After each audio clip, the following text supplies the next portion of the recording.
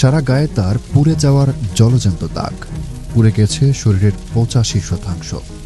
ছেলেটা এদিক ওদিক দৌড়াচ্ছে আর অসহায়ভাবে কাতরাচ্ছে। আর তারই ব্যাক এন্ডে ক্যামেরা হাতে দাঁড়িয়ে আছে একদল স্বঘোষিত কন্টেন্ট ক্রিয়েটর।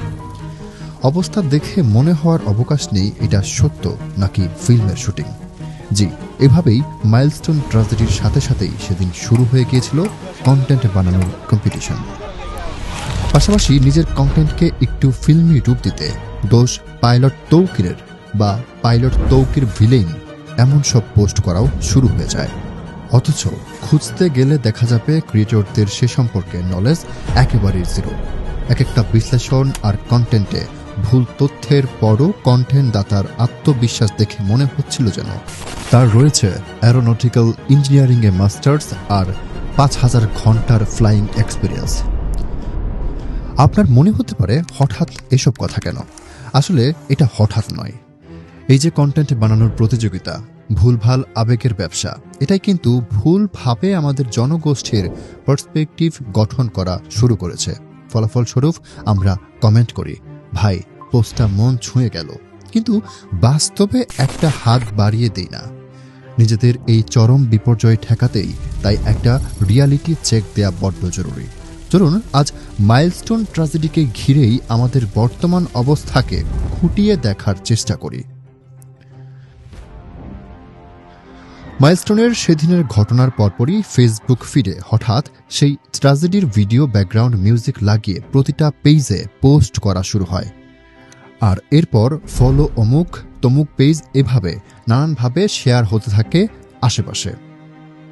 একটা ক্রান্তি লগ্নে দেশের সো কল্ড কন্টেন্ট ক্রিয়েটরদের এটা কেমন কমন সেন্স যে তারা পেজ ফলো করতে বলেছে। তবে সবাইকে এক দাঁড়িপাল্লায় মাপছি না, ব্যতিক্রম তো আছি। কিন্তু শুধু মাইলস্টোন ট্র্যাজেডির কথা নয়, বাংলাদেশের বর্তমান সমাজের খুব কমন চিত্র এটি। যে কোনো খারাপ পরিস্থিতির জন্য সবাই যেন জাস্ট অপেক্ষা করতে থাকে।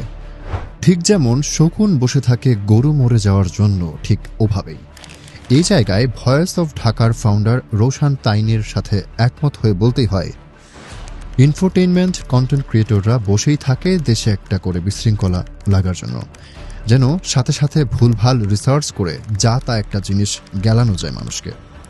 আর এর ফলে কন্টেন্ট ক্রিয়েশনের নামে ভিউখোর এক জাতিতে পরিণত হচ্ছি আমরা। ভিউয়ের জন্য মানুষ এখন যে কোনো কিছু করতে রাজি। যেমন ঠিক সেদিনের কথাই ধরুন না, শুধু ফলোয়ার ব্যাপারটা নয়, বরং একটা পরিবারের যখন প্রচণ্ড দুশ্চিন্তায় দিশেহারা, তখন এদেশের সো কল্ড কন্টেন্ট ক্রিয়েটররা হাজির হন তাদের হুদাই ইমোশনাল পোস্ট নিয়ে, যার জলজ্যান্ত উদাহরণ মেলে ফ্লাইট লেফটেন্যান্ট তৌকিরের বিয়ের ছবি নিয়ে করা এই পোস্টটায়। অবস্থা দেখে মনে হতে পারে ভালোবাসা যেন উতলে পড়ছে তাদের জন্য, কিন্তু বাস্তবতা একেবারেই ভিন্ন।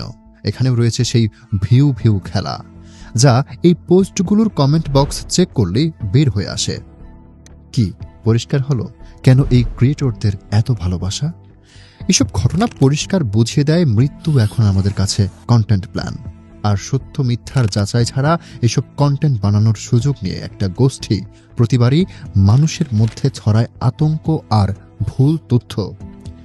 মানুষের আবেগকে পুঁজি করে তোলে পাইলটের লাশ নিয়ে প্রশ্ন, বাচ্চাদের লাশ গুম করার মিথ্যা অভিযোগ, দায়িত্ব পালন করা আর্মিদের অবদানকে ছোট করে সৃষ্টি করে বিভেদ। একবার কি চিন্তা করে দেখেছেন তাদের উদ্দেশ্যটা কি? তারা কি আসলেই সিস্টেম নিয়ে প্রশ্ন তুলতে চায়, নাকি অস্থিতিশীল পরিস্থিতির ফায়দা নিয়ে ব্রিটিশদের মতো ডিভাইড অ্যান্ড রুল নীতি বানাতে চায়? কেন তারা সাধারণ মানুষের মাথায় ঢুকিয়ে দিতে চাচ্ছে সিভিলিয়ান বনাম আর্মির মতো ভয়ঙ্কর নেরেটিভ? সব প্রশ্নের উত্তর একটাই, তারা চায় পলিটিক্যাল বিপর্যয়। এবার আসুন আপনাকে আরেকটু চমকে দেই। মাইলস্টোনের সেদিনের ঘটনার পরপরই আরেকটা আলোচনা বেশ জনপ্রিয় হয়ে উঠেছে, পাইলট তৌকির আসলে হিরো নাকি ভিলেন? শুনলে অবাক হবেন যে আপনাদের ফলো করা এসব সো কল্ড পেজে মূলত সেই টপিককে আলোচনায় নিয়ে আসতে শুরু করে। কি অবাক লাগছে শুনতে? আসলে সিনেমা দেখে বড় হওয়া এই জেনারেশন সবকিছুকেই হিরো না হয় ভিলেনের চোখে দেখে। পাইলটের শরীরে পোড়া দাগ না দেখে তাই তো একদল মানুষ শকুনের মতো ঝাঁপিয়ে পড়েছিল কাওয়ার্ড ট্যাগ নিয়ে। কেউ আবার স্ট্যাটাসে ঠিক করে দিচ্ছিল বিমান কোথায় কোথায় ক্রাশ করানো যেত। কেউ প্রশ্ন তুলছিল বিমান চালানোর যোগ্যতা নিয়েও। রিসেন্ট ভারতের বিমান ক্রাশের ঘটনা থেকে ব্ল্যাক বক্সের নাম শিখে কেউ কেউ চাইছিল ব্ল্যাক বক্সের রেকর্ডিং। প্রত্যেকে যেন বিমানের বিশাল বিশেষজ্ঞ। এসব বিশেষজ্ঞের হাতে বিশেষ ব্যাকগ্রাউন্ড মিউজিকের অস্ত্র তো আছেই। আবেগ বেছা এসব ক্রিয়েটররা প্রত্যেক ঘটনাতেই আপনাকে বাধ্য করে এসব ইমোশনাল ভিডিও ক্লিপে সিগমা এডিটের মাধ্যমে হিরো বা ভিলেন খুঁজে নিতে। জি, এটাই বাস্তবতা। অথচ ফ্লাইট লেফটেন্যান্ট তৌকির ইসলামের গল্প হবার কথা ছিল না কোনো ফেসবুক ট্রেন্ড কিংবা কোনো হিরো ভিলেনের সিনেমা। তিনি ছিলেন অভিজ্ঞ প্রশিক্ষণপ্রাপ্ত পাইলট। বিমানের যান্ত্রিক ত্রুটি থাকা সত্ত্বেও সেফ ল্যান্ডিং করতে গিয়ে হয়তো জীবন দিয়েছেন।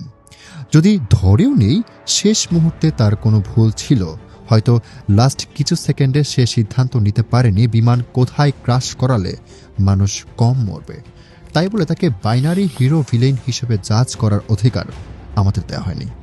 কিন্তু বিমানের যান্ত্রিক ত্রুটির ব্যাখ্যার কী হবে? সে দায়ী কি নেবে?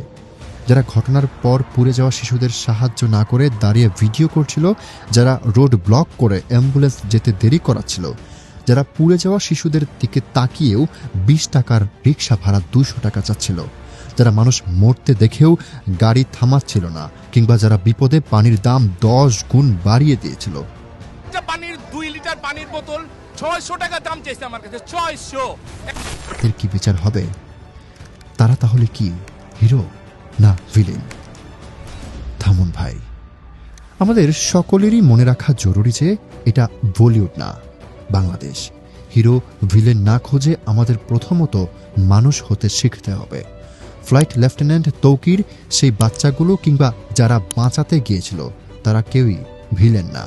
তারা সবাই একটা ঘটনার ভিকটিম। আর আমরা সেই ঘটনাকে সিনেমা হিসেবে এনজয় করা আমজনতা, যাদের সিগমা এডিট আর ব্যাকগ্রাউন্ডে স্যাড মিউজিকের ভিডিও দেখলেই ভিতরটা উত্তেজিত হয়ে ওঠে।